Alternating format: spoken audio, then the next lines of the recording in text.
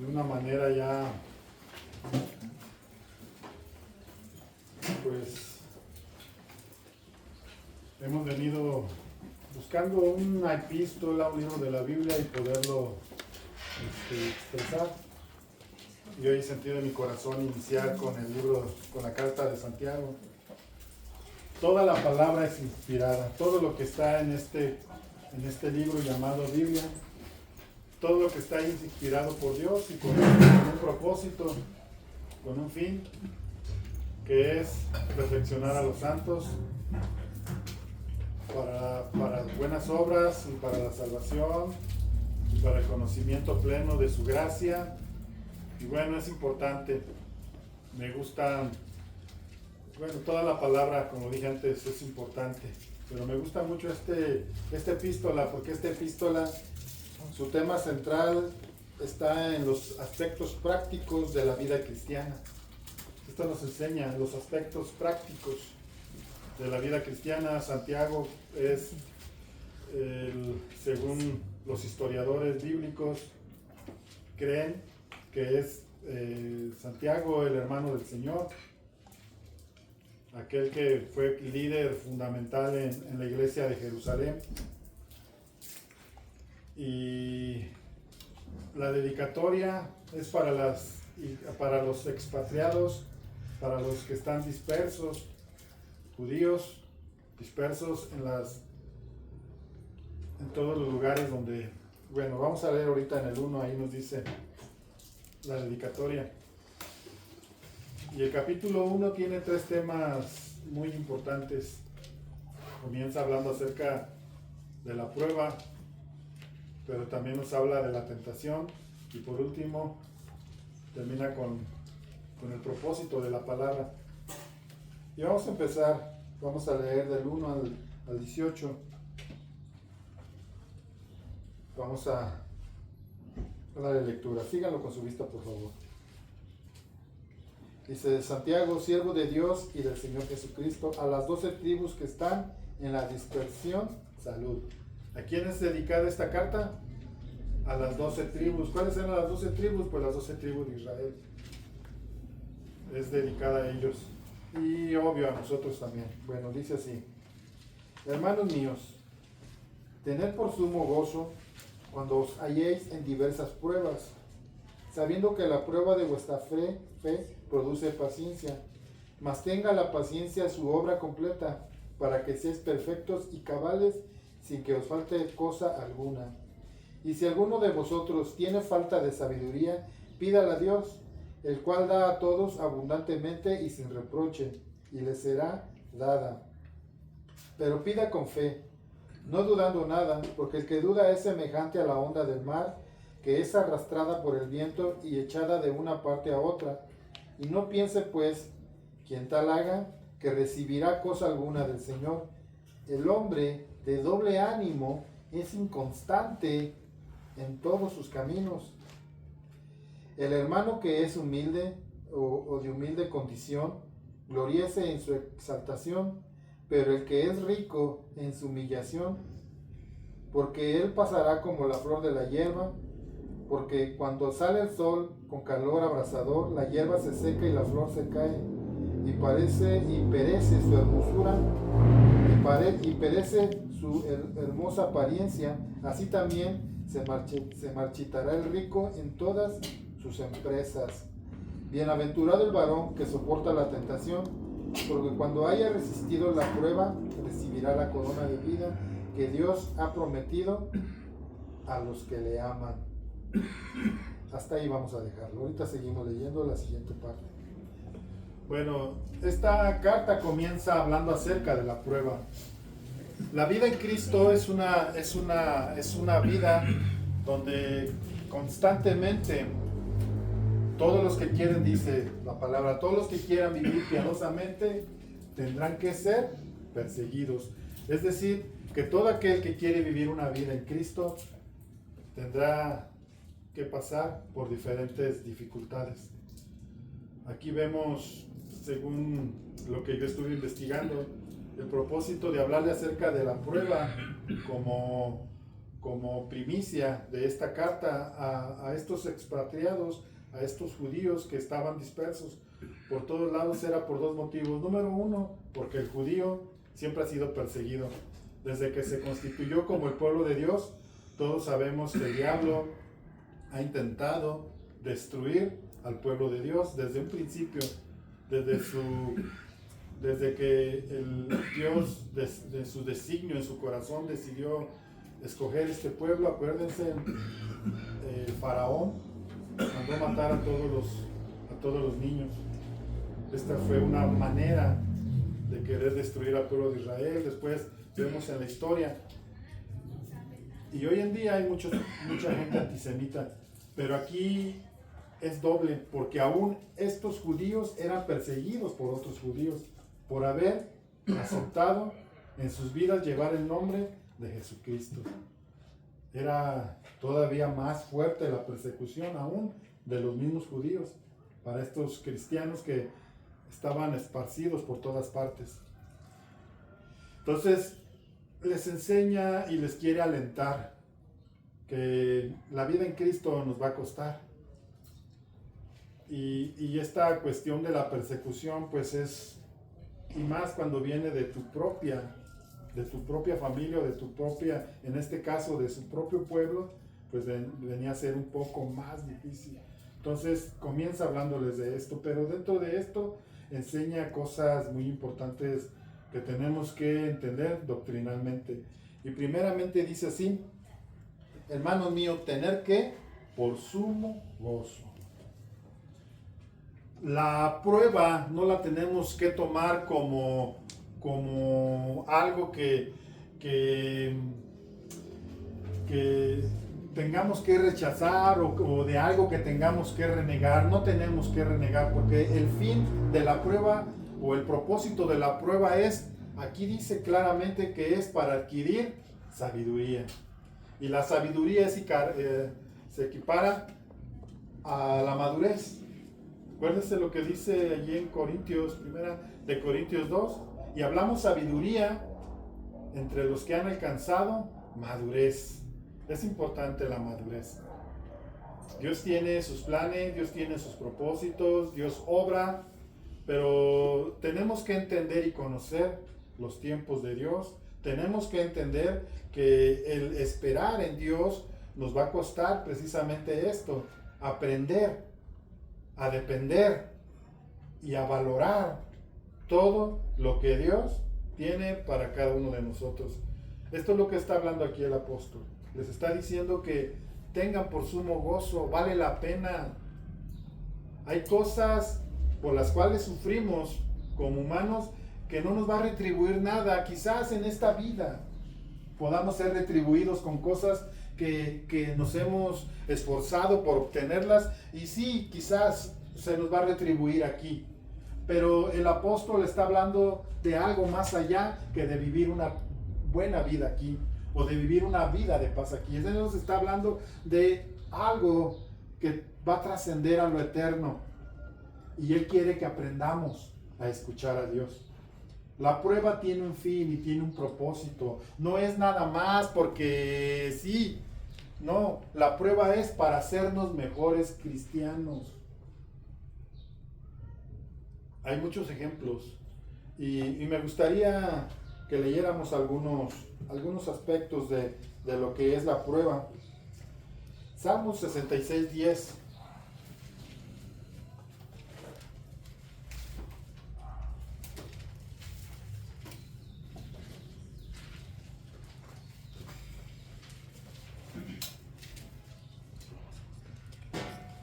¿Ya lo tienen? Amén.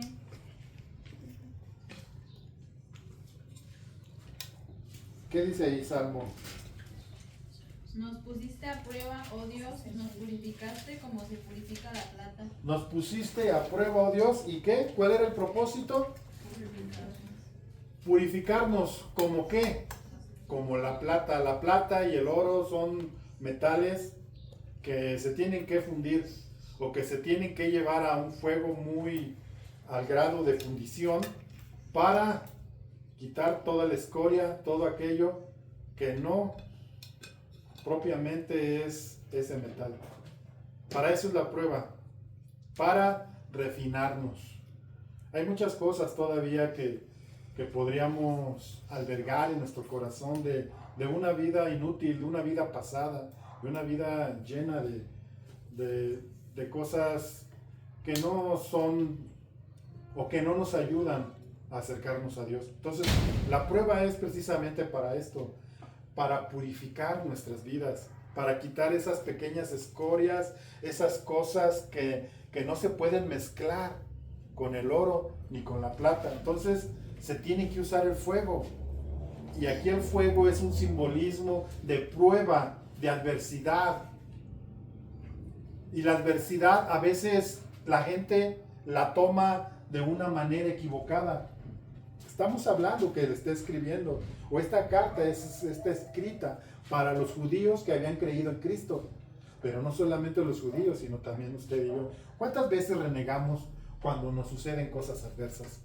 Y a veces culpamos a Dios o a veces tenemos la osadía de reclamarle a Dios. Y nos ponemos a altercar con Dios. Y nos ponemos a cuestionar a Dios de las cosas que Él permite para mi bien. Y ahí estamos luchando con Dios.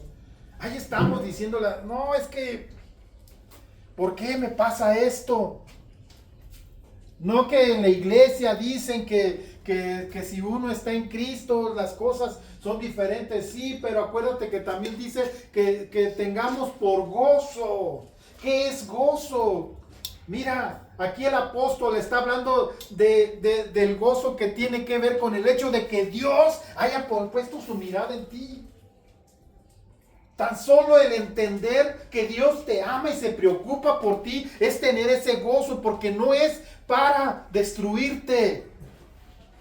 Pero ahí estamos, altercando con Dios, reclamándole a nuestros hermanos, quizás a tu esposa, a tu esposo, a tu hijo, pero no estás entendiendo que el plan es para bien, para que tú estés bien, para que llegues a un proceso de madurez. Aquí nos habla y nos dice para no ser llevados por doquier. Mucha gente es llevada por el aire. Me refiero a tomar en cuenta lo que otra gente te dice doctrinalmente o en algún aspecto quizás de consejería, y eres llevado por doquier. ¿Por qué? Porque no has entendido que la prueba es necesaria para tu crecimiento. Tiene que haber prueba. Tiene que llegar ese momento en el cual Dios te va a refinar como el oro. Tiene que llegar ese momento donde Dios está viendo tu condición y te dice, no te quiero así, quiero hacerte una mejor persona. Y tenemos que ser también como ese barro en las manos de Dios. Si tú no te pones en las manos de Dios y no estás dispuesto a padecer un momento de aflicción, quiero decirte que estarás reprobado. Acuérdate de la semilla del sembrador cuando salió al sembrar. Él esparció la semilla. La semilla tiene vida, la semilla produce vida.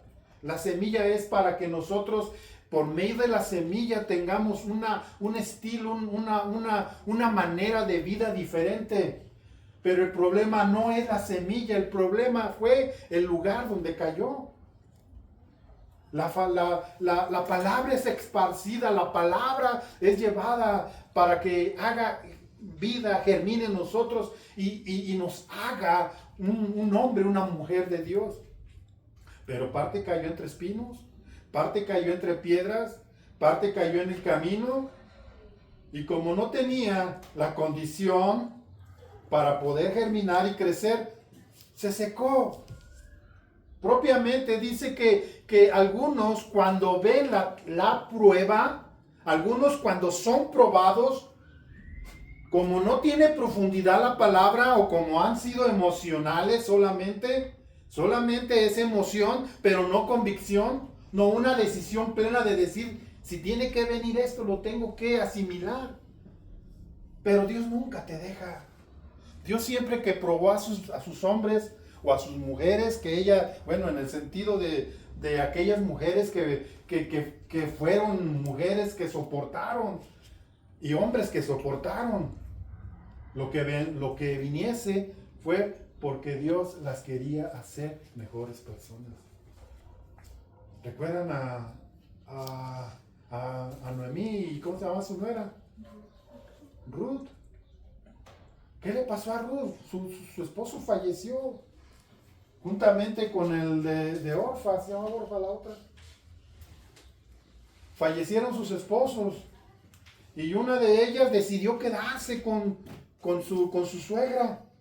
Pero ¿cuál era el fin? El propósito es: tu Dios será mi Dios y tu pueblo será mi pueblo. ¿Y cuál fue la retribución a esto? Al haber soportado, al haberse quedado, al haber permanecido, fue que de la descendencia de esta joven, de Ruth, vino el rey David. Entonces Dios tiene planes, pero si nosotros no estamos dispuestos a ser procesados, ¿cómo Dios va a llevar adelante lo que tiene para ti? Esto es lo que les está diciendo. Sopórtalo, pero tómalo con buena actitud. No alterques con Dios, no vayas y le reclames a Dios, sino refúgiate en Él, que de seguro Él tiene la solución. No va a dejar tu corazón vacío.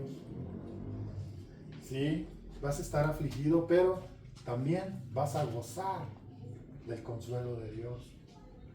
Y cuando Dios también te provee el consuelo, de alguna u otra manera el crecimiento es obvio. El fin es que tengamos paciencia, aprendamos paciencia. La paciencia tiene que ver con el hecho de que ya conozco a Dios, de que estoy teniendo una vida plena en un conocimiento firme de quién es Dios.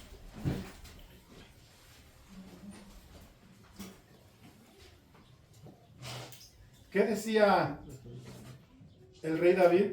Pacientemente, ¿qué hizo?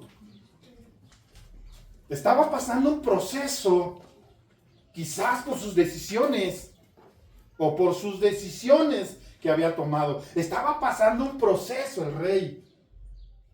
Estaba afligido.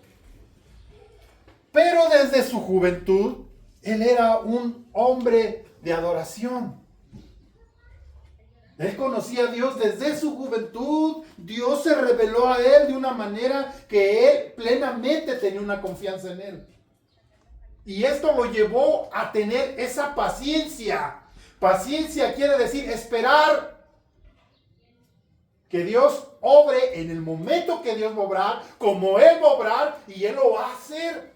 Solamente tengo que esperar. Y está esperando. Dice, pacientemente esperé en Jehová. ¿En quién esperó? Esperó en Dios, pacientemente. ¿Y qué hizo Dios? E inclinó su oído a mí. Dios te oye. Estás en ese proceso, pero Dios te oye. De momento, ¿ves la luz? ¿No ves la luz, perdón? ¿Te ha tocado estar en un cuarto oscuro? ¿Cómo puedes caminar en un cuarto oscuro? No hay la certeza, no hay la seguridad. Pero cuando tú tienes esa paciencia en Dios, de alguna u otra manera, podrás sustentarte en ese lugar. Hasta que se esclarezca todo. Pacientemente esperé en Jehová, y Él inclinó su oído a mí y me hizo salir del pozo de la desesperación, del lodo cenagoso, y me hizo parar sobre peña. Cuando estamos en ese proceso hay desesperación, y es donde podemos renegar de Dios, es donde podemos altercar con Dios.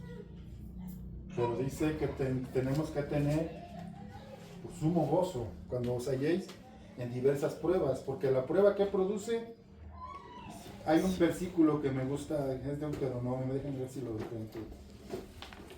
Deuteronomio 8, vamos a leerlo, me gusta porque esto nos ilustra el propósito de Dios. Sabemos que el pueblo de Israel tuvo que divagar. ¿Cuántos años?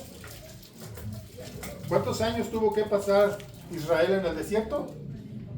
40 años. ¿Por qué?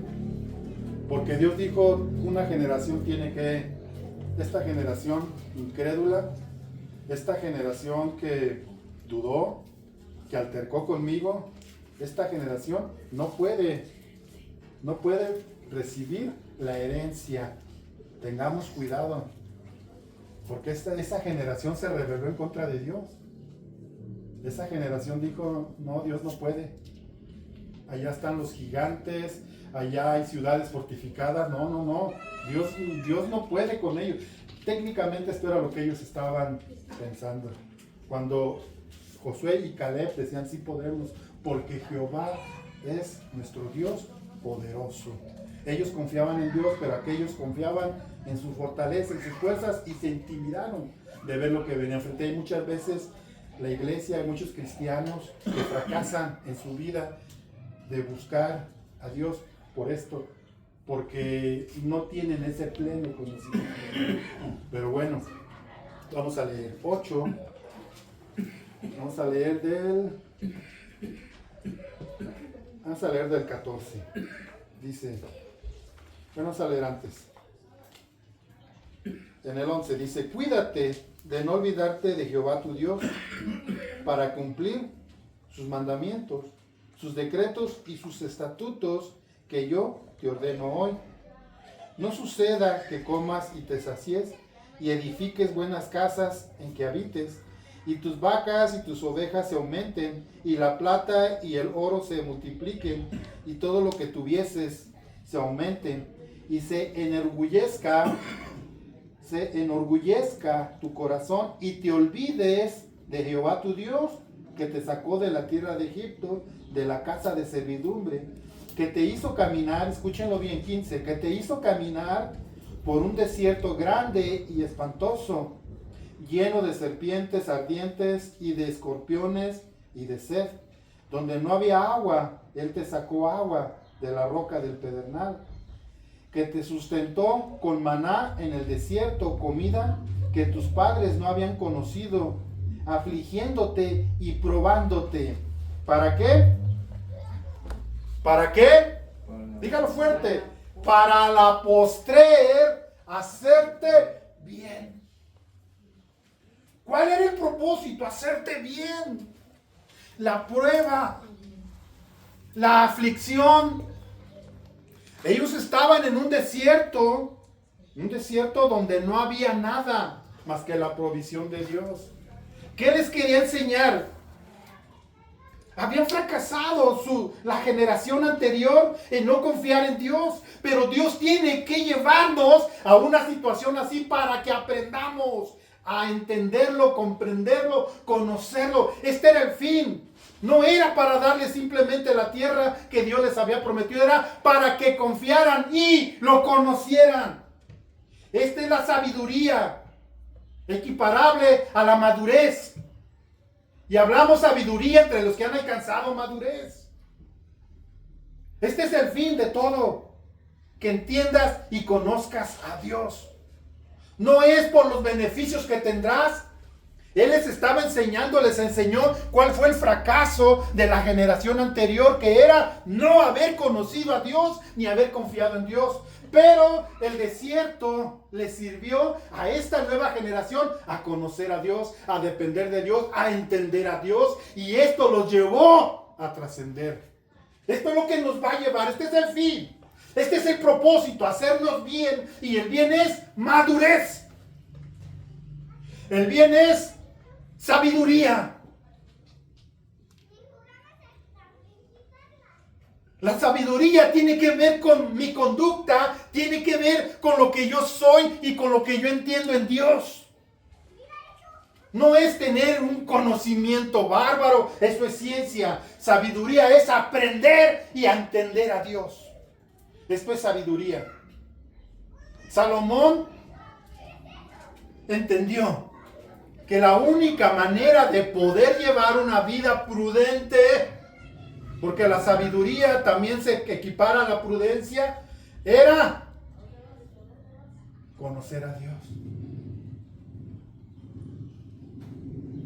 Entonces, queda claro que la prueba la debemos de tomar con gusto.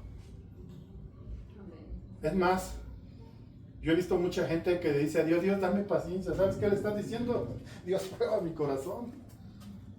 Ay, Dios, dame paciencia. Te estás diciendo, pruébame. Porque Dios quiere darte paciencia.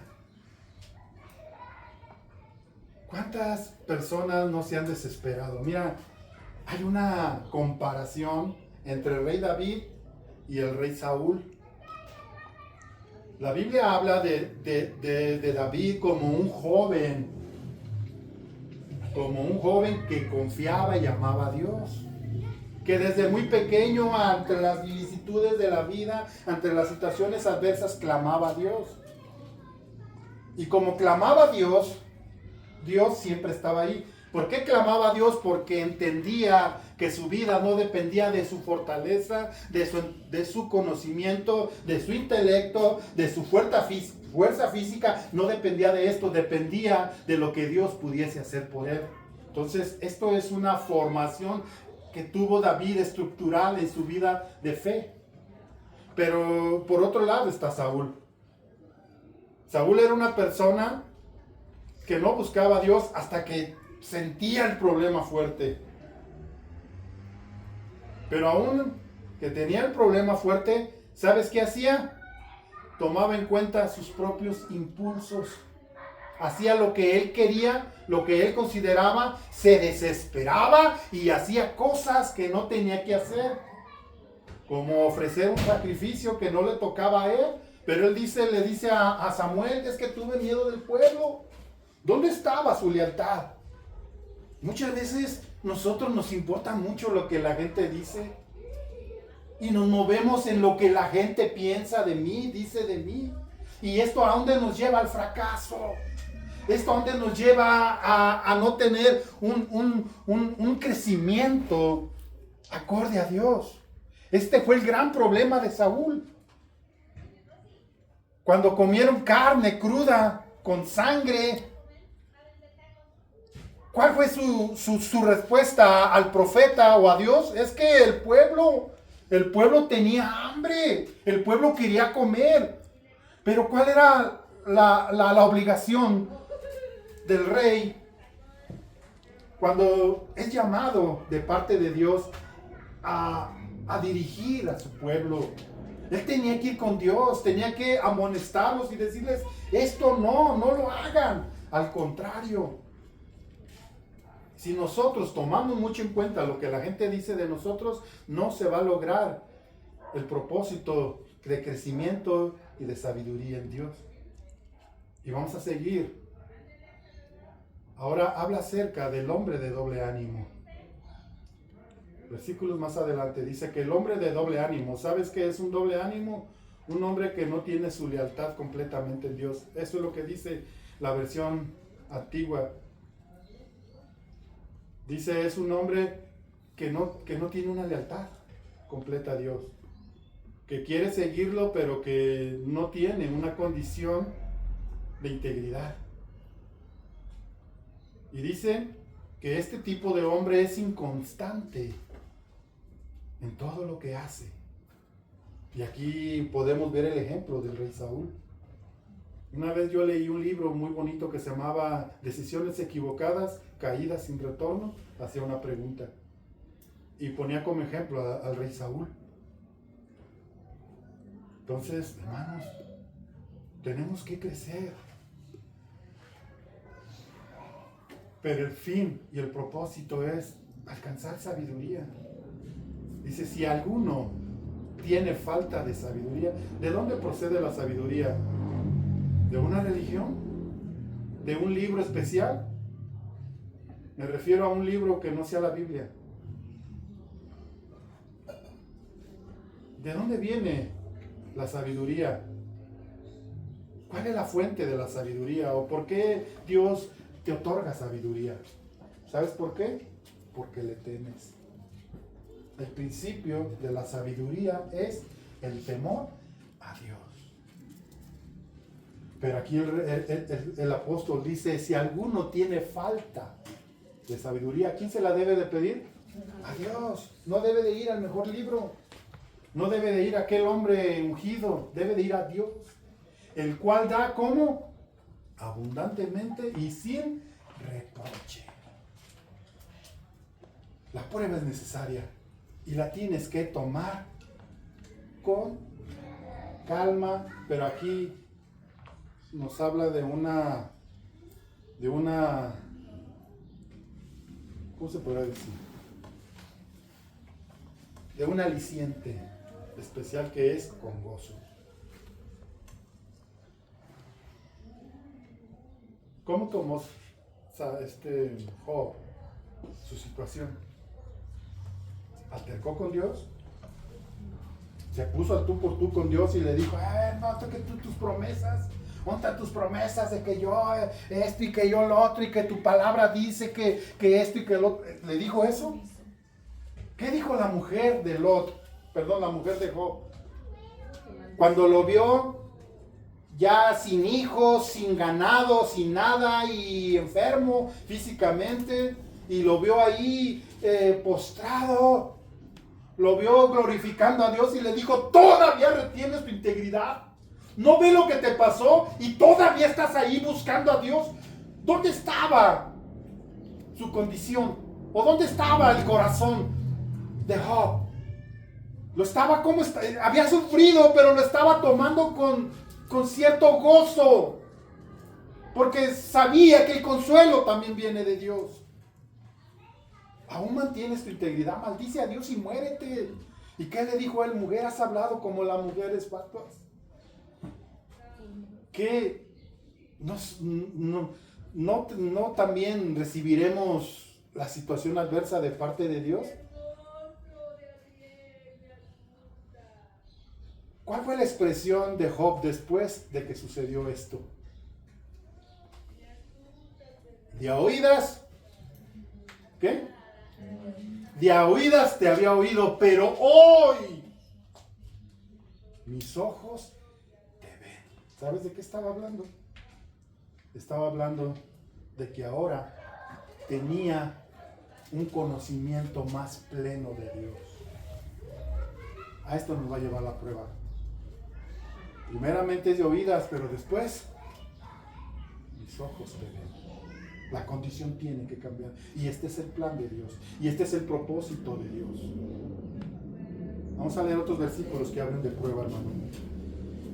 Que quede muy claro esto.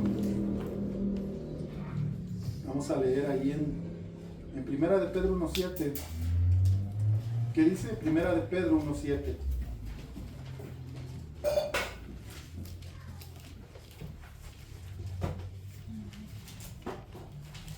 ¿Qué dice, hermano? Estas pruebas demostrarán que su fe es auténtica, está siendo probada de la misma manera que el fuego prueba y purifica el oro.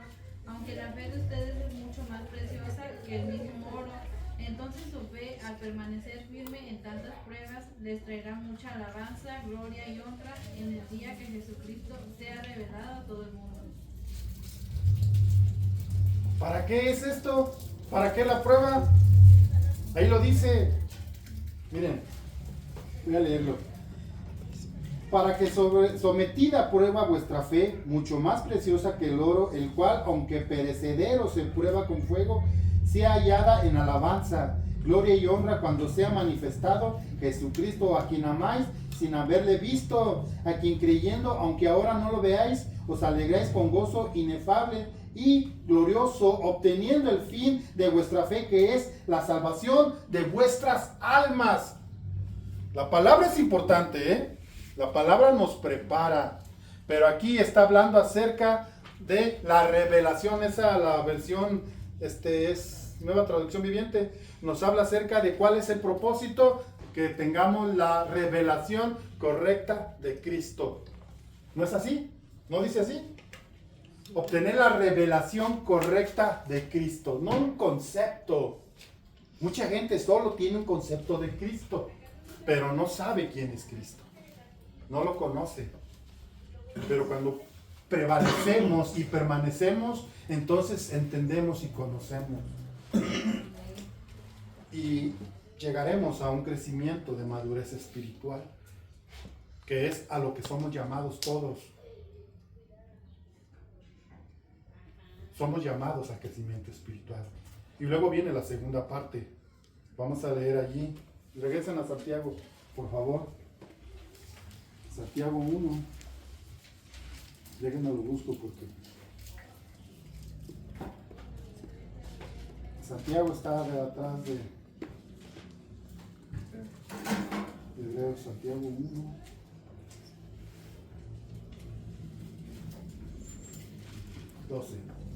Quiero hacer aquí el escritor, Santiago, hace una diferencia entre lo que es una prueba y lo que es una tentación. Esto tiene que quedar bien claro, porque la prueba es promovida por Dios para conocerlo mejor, y la tentación no es promovida por Dios. La tentación es una cuestión de condición, de la condición en la que estoy hoy, en la que está mi corazón. Acuérdense de aquel varón que estaba preparando a su hijo, a su nieto, para ser el próximo jefe de esa tribu.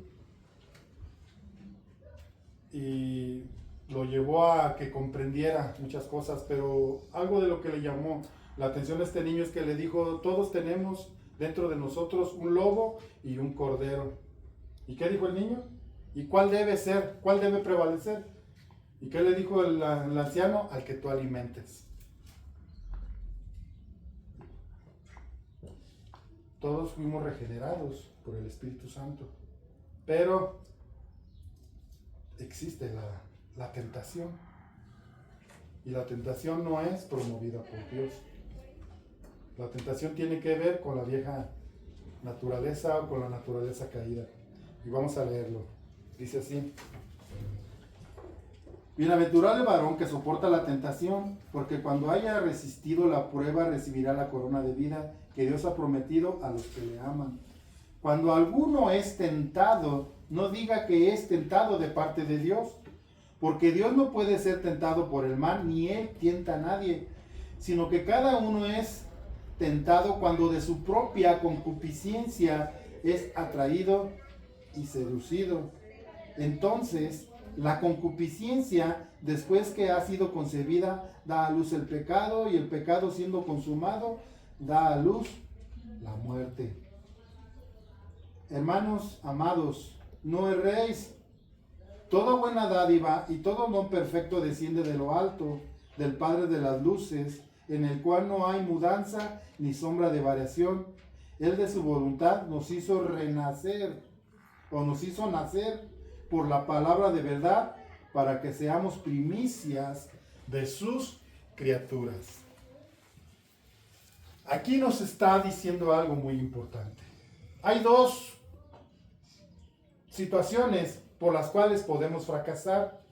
Una es cuando nosotros no estamos dispuestos o no tomamos la prueba de Dios como una forma en la cual Dios va a tratar conmigo.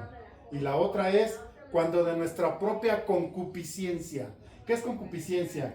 De mis pensamientos desordenados.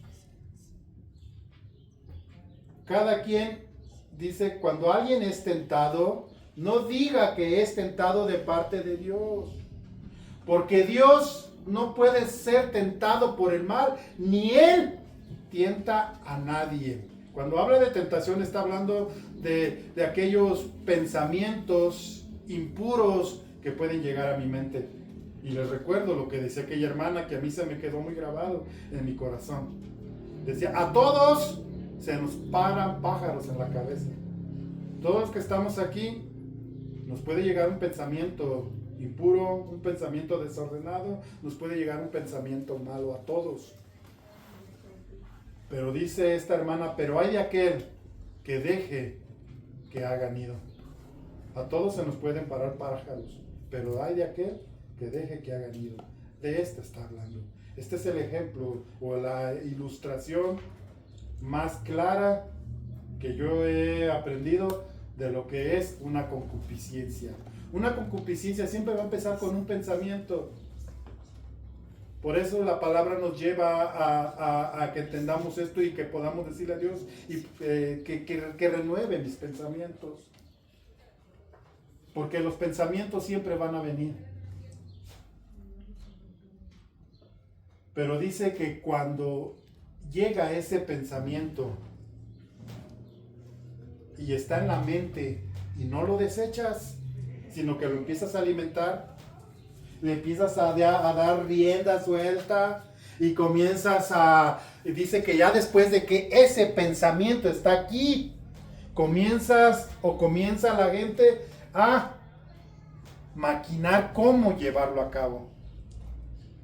Y a veces como cristianos somos muy astutos para estas cosas, porque envolvemos las cosas y estamos haciendo cosas indebidas, pero lo estamos disfrazando, pero lo estamos preparando y llega el momento, dice que mientras esto es una intención,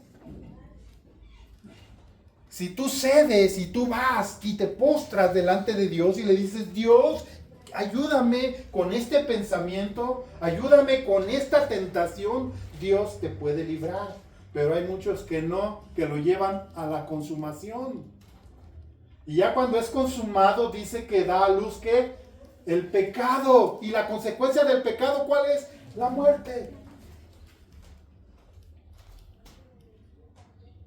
Allí está el pensamiento constantemente. ¿Y cómo se alimenta constantemente ese pensamiento? Hace rato estaba oyendo una predicación de Spurgeon, de un predicador de hace 2 siglos. Y él estaba hablando acerca del pecado oculto. Y él dice que el pecado oculto, el autoengaño del pecado oculto es, no pasa nada. Mientras no se den cuenta, no pasa nada. Miren el ejemplo de David. David dice que se subió a su terraza y desde la terraza a la distancia vio a una mujer desnuda bañándose. Y cuando él ve esto, empezó a cavilar, empezó a buscar la manera de que esa mujer estuviese con él. ¿Y cuál fue la consecuencia? Dice que llegó al grado que la mandó llamar y consumó la tentación que había en su mente. Ese pensamiento desordenado, esa concupiscencia la llevó al acto, y después de esto vino el juicio de Dios. Vinieron las consecuencias. Y el escritor aquí trata o quiere hacer una diferencia, porque muchas veces mucha gente piensa, es que ¿por qué Dios permitió que yo estuviera allí? Dios no lo permitió. ¿Por qué Dios permitió que yo hiciera esto? Dios no lo permitió. Claramente dice que Él no puede atentar a nadie. Él nunca te va a acercar al mal, sino al contrario, dice, sé prudente como la serpiente y sencillo como la paloma. Aléjate. Si tú sabes que estás en esta situación, en este lugar, y en este lugar, en esta situación, estás siendo tentado constantemente, ¿qué debes hacer? Moverte. Si te quedas ahí, tarde que temprano, tendrás que ser procesado por Dios. Y las consecuencias, sí, muchos dicen, o es así, Dios perdonó a David, porque David se arrepintió. Ahí está el Salmo 51. Créanme, oh Dios, un corazón nuevo y un espíritu nuevo me sustente. Perdóname de mi maldad. Y se ve el clamor de David. Y Dios lo perdona, pero es necesario hablarlo así, hermano. Las consecuencias no las puede quitar Dios. Las consecuencias del pecado ahí están. ¿Qué sucedió con la casa de David? Dios le dijo, lo que tú hiciste a ti te lo harán y en plena luz del día. Hubo un incesto dentro de la familia de David.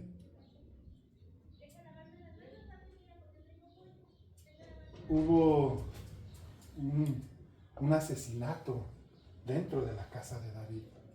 Las consecuencias están ahí y no culpes a Dios. Hay mucha gente que dice, ay, Dios me está mandando una prueba. Pero es la condición de su concupiscencia. No es que Dios lo está probando. Dios, cuando aprueba que es prueba, es cuando tú, en el momento que viene ese pensamiento, vas delante de Dios. Y esto lo toma Dios como una prueba que aprobaste. Valga la redundancia. Pero cuando tú te quedas ahí, ya estás a expensas de tu propia decisión. No es Dios quien te tiene allí. Dios no puede ser tentado. Hace poquito vi a un pastor, no sé de qué parte, que tenía una serpiente altamente venenosa, creo que era una cascabel. Y él decía, es que Dios dice que tomaremos en nuestras manos serpientes y no nos dañarían. Y hay mucha gente que se siente así. Yo conocí un hermano que decía, hermano, yo quiero ir a predicar a la cantina. Y le dije, no, hermano, ¿cómo que a la cantina? Sí, ahí adentro de la cantina hay gente necesitada. Sí, pues, hermano, pero no es el lugar. Si tú los conoces, ve a su casa. No, pero es que ahí los veo. ¿Sabe cuál era su situación? ¿A qué quería ir a la cantina? ¿A predicar? No, la condición de él era querer ir a tomar. Ese era lo que él buscaba. Pero como les dije antes, cuando alguien está en un proceso de esto, siempre va a poner un pretexto. Ay, es que las mujeres se visten bien feo. Pues sí, se visten bien feo. Pero ¿qué tenemos que hacer? Ay, es que los hombres están bien guapos allí. Pues sí, a eso vas. Bueno, lo estoy hablando en el buen sentido, porque no porque yo sepa algo, sino porque así es. ¿Y qué sucede? ¿Sabe qué le pasó a este hermano? Salió ebrio de allí. Vamos a buscar un versículo. Hebreos.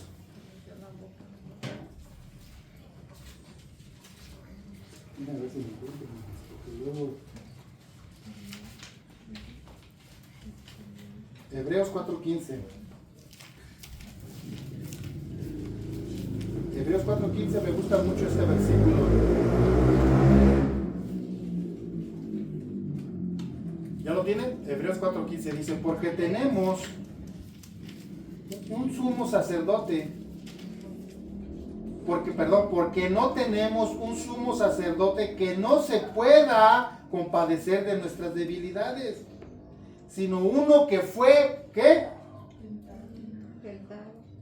Uno que fue, ¿qué? Mucha gente dice, ay, Jesús no fue. Aquí dice que Jesús fue tentado. Jesús fue tentado, ¿en qué? ¿En qué? En todo. Jesús fue tentado en todo, pero, ¿qué dice ahí? Pero sin pecado.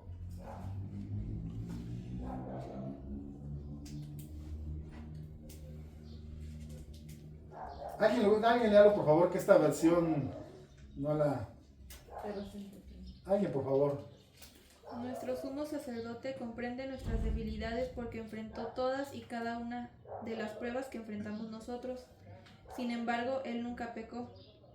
¿Le sigo? El 16. Así que acerquémonos con toda confianza al trono de la gracia de nuestro Dios. Allí recibiremos su misericordia y encontraremos la gracia que nos ayudará cuando más la necesitamos. ¿Qué es lo que debes hacer? Ir a su trono de gracia para encontrar misericordia para el oportuno socorro. Él fue tentado en todo. Busquen Mateo 5:1.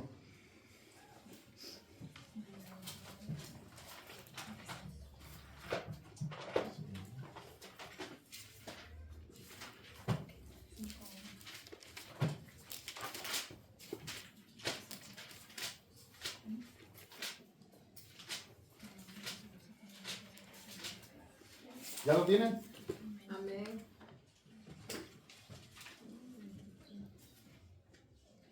No, permítanme, no quiero. Sí es Mateo, pero es 4, perdón. Miren lo que dice aquí.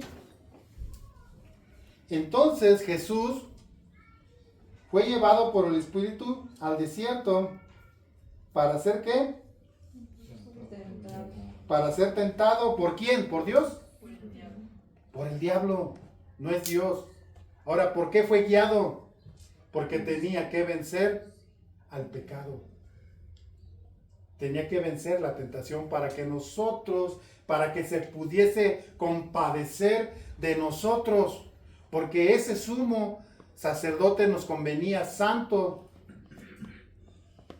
que fue tentado en todo, pero sin pecado. ¿Cuál fue la tentación? Y después de haber ayunado 40 días y 40 noches, tuvo hambre y vino el tentador y le dijo: si eres hijo de Dios, di que estas piedras se conviertan en pan. Y él respondió y dijo: escrito está, no solo de pan vivirá el hombre, sino de toda palabra que sale de la boca de Dios. Entonces el diablo le llevó a la santa ciudad y le puso sobre el penáculo del templo y le dijo: si eres tú el Hijo de Dios, échate abajo, porque escrito está, a sus ángeles mandará cerca de ti, y en sus manos te sostendrá para que no tropieces con tu pie en piedra. Jesús le dijo: escrito está también, no tentarás al Señor tu Dios. Otra vez le llevó al diablo a un monte muy alto, y le mostró todos los reinos del mundo y la gloria de ellos, y le dijo: todo esto te daré si postrado me adoras. Entonces Jesús le dijo: vete, Satanás, porque escrito está, al Señor tu Dios adorarás y a Él solo servirás. Y el diablo entonces le dejó y vinieron ángeles y le servían. En Lucas dice: y entonces el diablo se alejó por un tiempo. ¿Cuál era el propósito?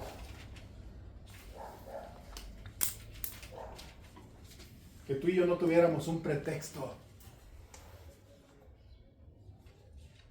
Cuando Él nos llama a imitarlo, nos llama a esto, a soportar la tentación. ¿Y cómo vamos a soportar la tentación?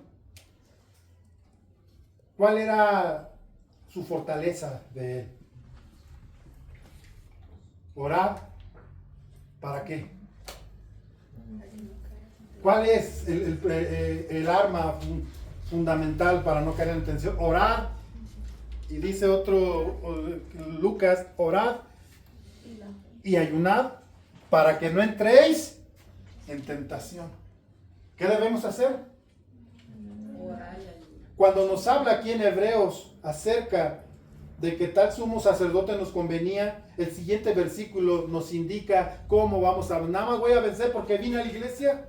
Voy a vencer porque compré la mejor Biblia de estudio.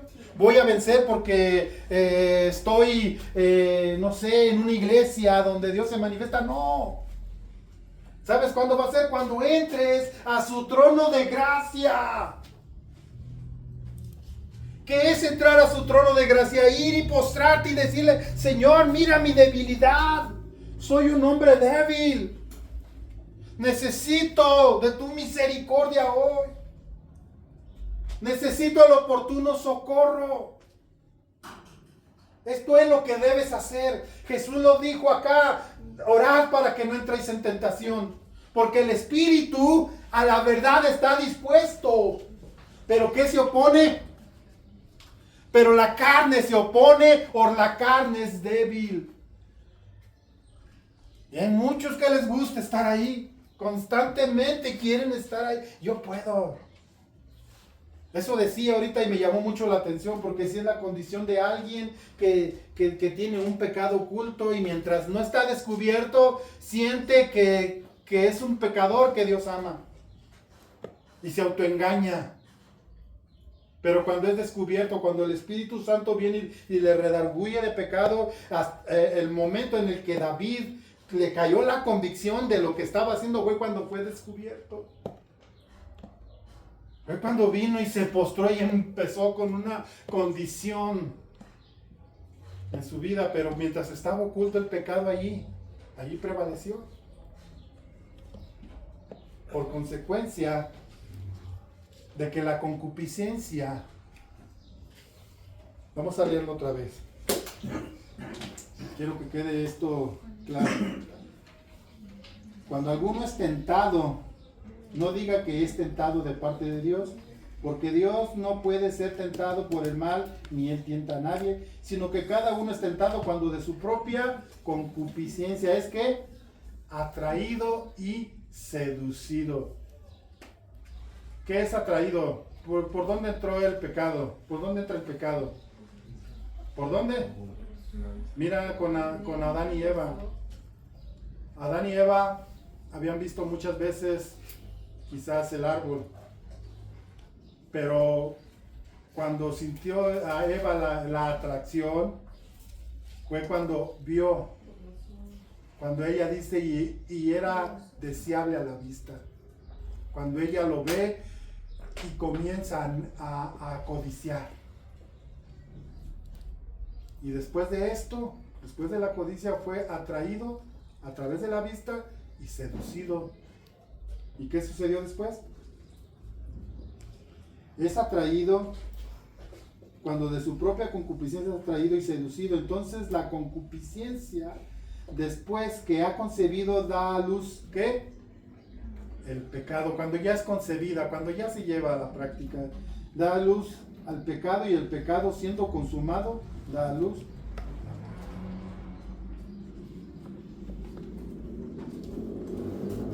No hay excusa, hermanos.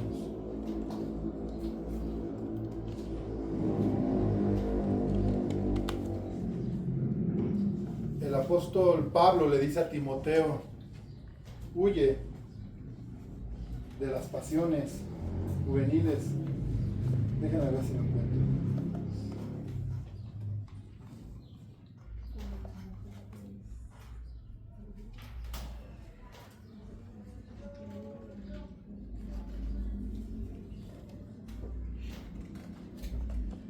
Sí, es 2 Timoteo 2:22 al 25. Si alguien por favor le da lectura. Es 2 de Timoteo.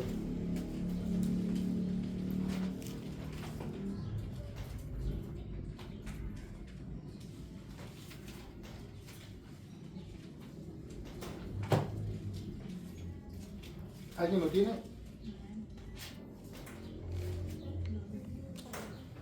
Huye de todo lo que estimule las pasiones juveniles. En cambio, sigue la vida recta, la fidelidad, el amor y la paz. Disfruta del compañerismo de los que invocan al Señor con un corazón puro.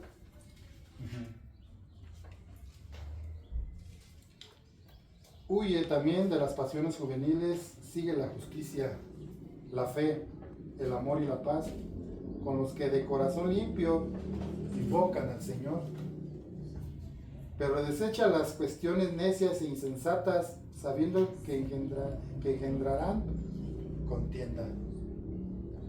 ¿Cuál es la condición? Aquí está hablando a un joven predicador, a un joven que no era casado todavía, y le dice: huye, porque todos somos o estamos propensos a esto, todos.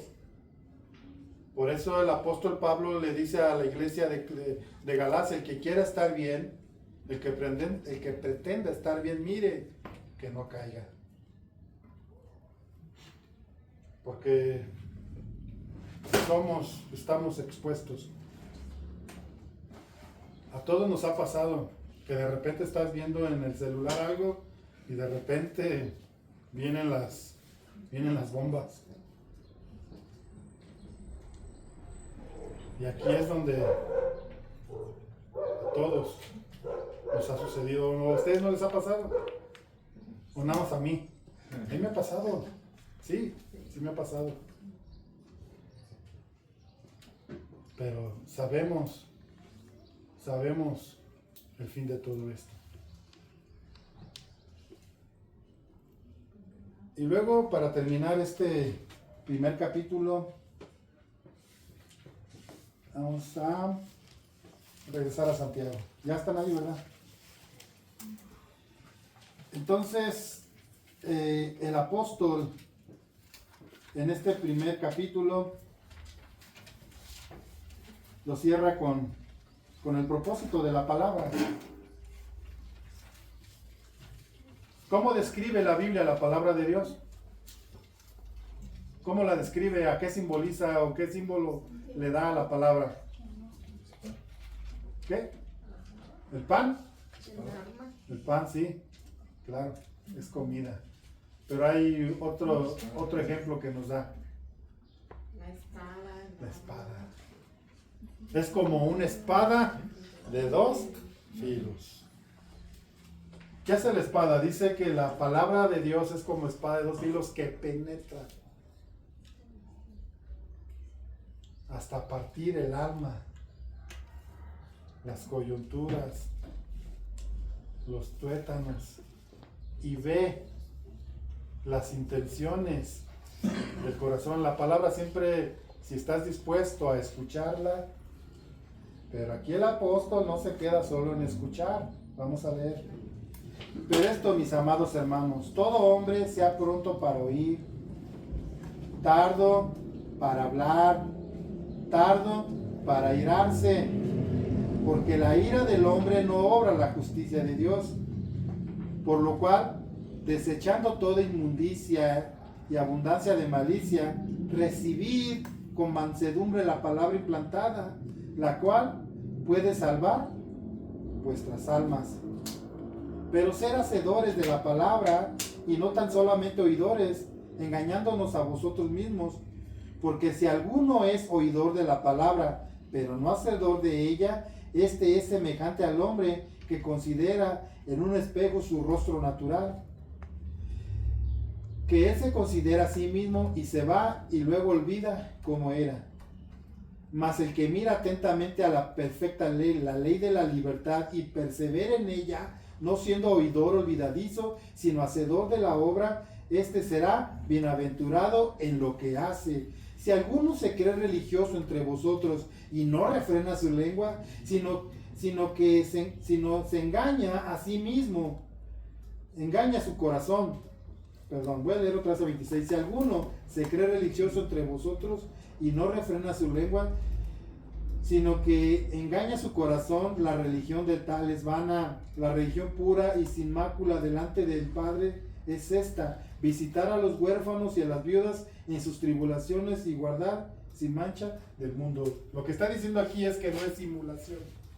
No hay simulación, es hacer. El que se cree religioso, hay mucha gente que simula ser espiritual.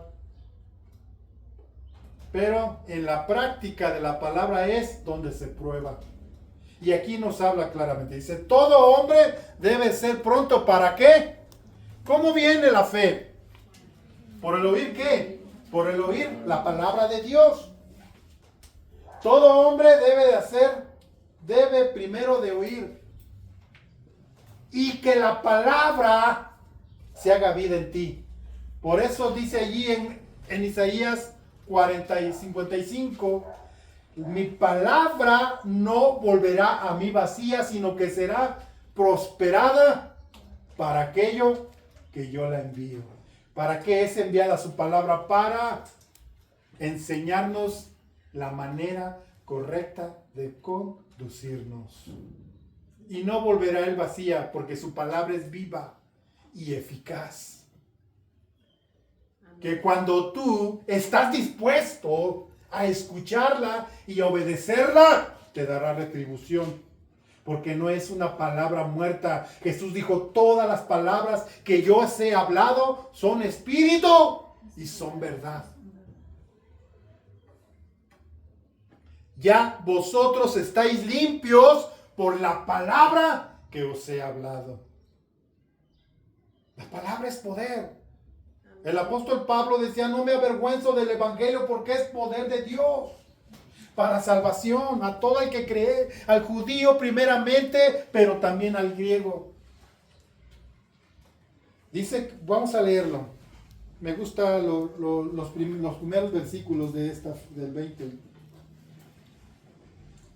Dice, del 19, por esto mismo, amados, todo hombre sea pronto para oír.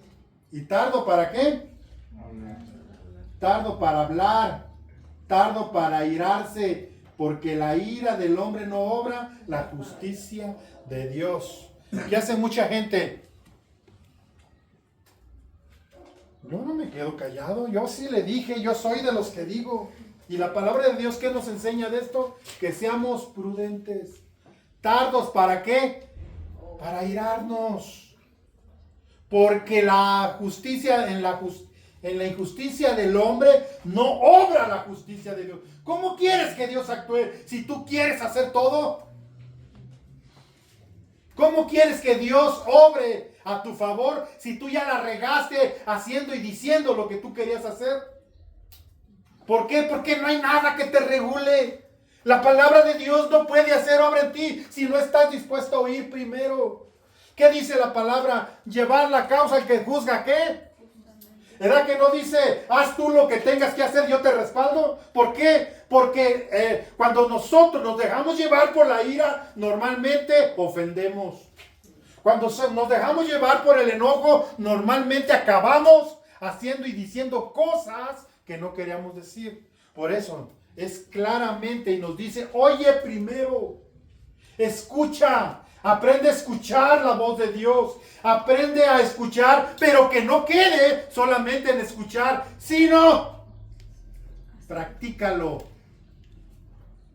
Porque si no somos oidores olvidadizos. Nada malo que me conviene de la palabra.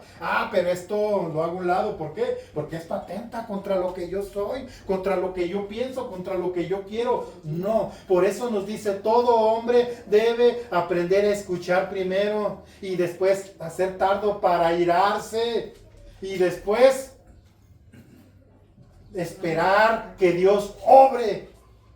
Porque ese es el problema del cristiano y de todo hombre. No estamos dispuestos a ser hacedores de la palabra. Somos oidores solamente. Escuchamos la palabra y, qué chido, esta palabra me gustó, pero pues nada más te gustó. Pero no la pusiste por obra, no la pusiste en práctica. Y para poder crecer en sabiduría, tienes que entender que Dios tiene que probar tu corazón. Y para poder trascender en esta vida siendo una persona con un ejemplo o con una forma de vida diferente, tienes que ir al trono de su gracia.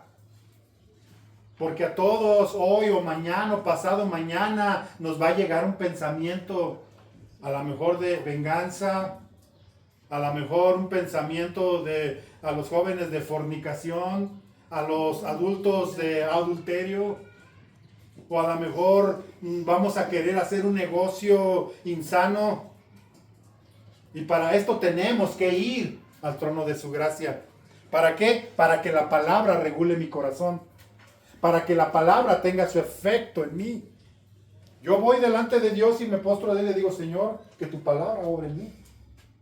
Eso es lo que tú tienes que hacer de hoy en adelante. O si lo estás haciendo, qué bien. Sigue así, pero si no, ve de hoy en adelante, póstrate en Dios, delante de Dios y dile, Señor, aquí estoy delante de ti, delante de tu trono de gracia. ¿Por qué no habla del trono de justicia?